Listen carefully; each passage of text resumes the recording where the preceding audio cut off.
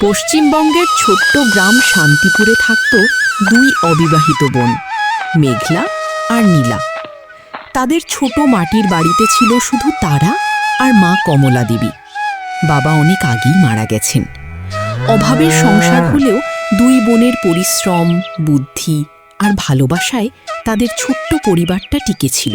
মা, তুমি চিন্তা করো না, কষ্ট আছে ঠিকই, কিন্তু বুদ্ধি থাকলে মানুষ পথ বের করে নেয়।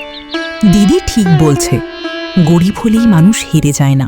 গ্রামে আরেকজন ছিল, রমেন চৌধুরী, গ্রামের ধনী ব্যবসায়ী। টাকা ছিল, ক্ষমতা ছিল, আর সেই সঙ্গে অহংকারও ছিল প্রবল। তিনি সবসময় গরিব মানুষকে ছোট করতেন।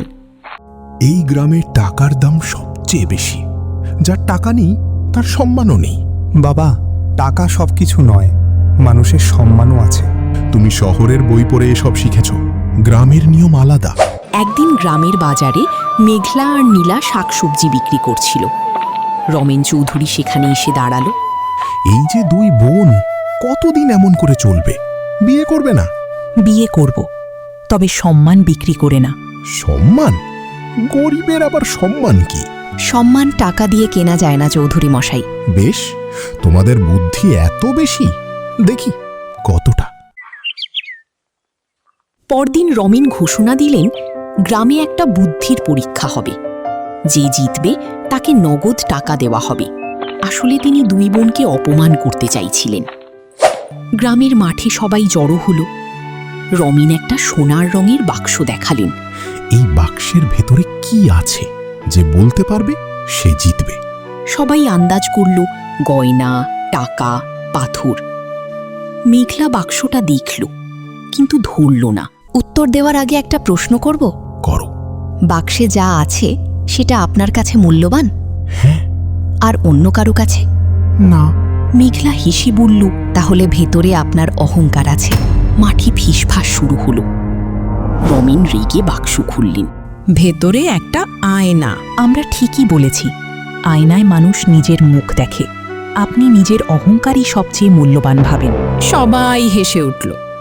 রমেন অপমানিত হলেন। কিন্তু এখানেই শেষ নয়। রমেন ঠিক করলেন দুই বোনকে শিক্ষা দেবেন। তিনি তাদের বাড়ির জমি দখল করার চেষ্টা শুরু করলেন। কাগজপত্রে জালিয়াতি করলেন। একদিন লোক পাঠিয়ে বললেন, এই জমি এখন চৌধুরী সাহেবের। মেঘলা চুপ করে সব শুনল। নীলা রেগে উঠল। প্রমাণ আছে? লোকটা কাগজ দেখালো। মেঘলা কাগজ হাতে নিল। এই কাগজ জাল। কিভাবে বুঝলে? এখানে বাবার সই নকল, আর তারিখে ভুল। দুই বোন সরাসরি থানায় গেল না, তারা অন্য পথ নিল। অর্ণবকে ডেকে আনলো। আমি বাবার অন্যায় সহ্য করতে পারছি না। আমাদের লড়াই প্রতিশোধের না, সত্যের। অর্ণব সব কাগজ খুঁজে বের করল। প্রমাণ মিলল, জালিয়াতি হয়েছে। গ্রামের পঞ্চায়েতে বিচার বসল। রমেন বাবু, আপনি কি জাল কাগজ করেছেন? না। অর্ণব সামনে এলো।